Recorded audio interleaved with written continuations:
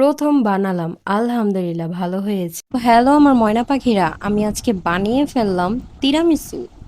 আমি আমার মতো বানিয়েছি, অনেকে অনেক কিছু দেয়। আমি ফার্স্টেই নিয়ে নেব হুইপ ক্রিম আর বিটার দিয়ে ক্রিমটাকে একটু ফোমি করে নেব। যখন ফোমি হয়ে আসবে দিয়ে দেব কনডেন্স মিল্ক, মিক্স করে দিয়ে দিব গুঁড়ো দুধ।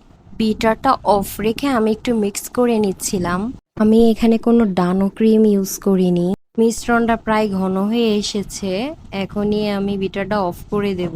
পারফেক্ট হয়েছে কিনা আমি একটু স্প্যাচুলা দিয়ে ট্রাই করছিলাম। যখন দেখবেন যে এইভাবে করলে না পড়ে তার মানে ঠিক আছে। এখানে আমি বিস্কুটটাকে ভেজানোর জন্য কফি আর পানি মিক্স করে নিয়েছিলাম। আমি এই মিল্ক মেরি বিস্কিট দিয়ে আজকে তিরামিসুটা বানাবো। কোনো বিস্কিট দিয়ে বানানো যায়। আচ্ছা, এই তো কফির পানিতে বিস্কুটগুলো ভিজিয়ে আমি সেট করছিলাম।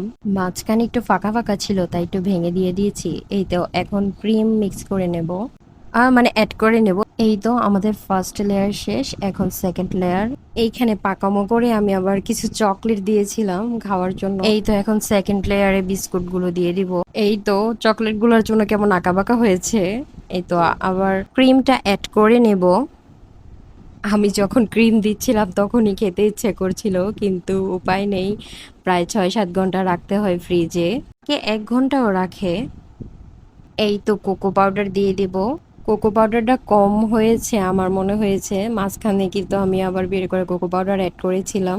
এই তো সকাল সকাল তিরামিসু বের করে আমি, আমার সহ্য হচ্ছিল না, আমি আবার ওই কোনা দিয়ে একটু খেয়ে নিয়েছিলাম। জাস্ট ওয়াও হয়েছে। আপুরা আপনারা প্লিজ এভাবে একটু ট্রাই করতে পারেন বাসায়।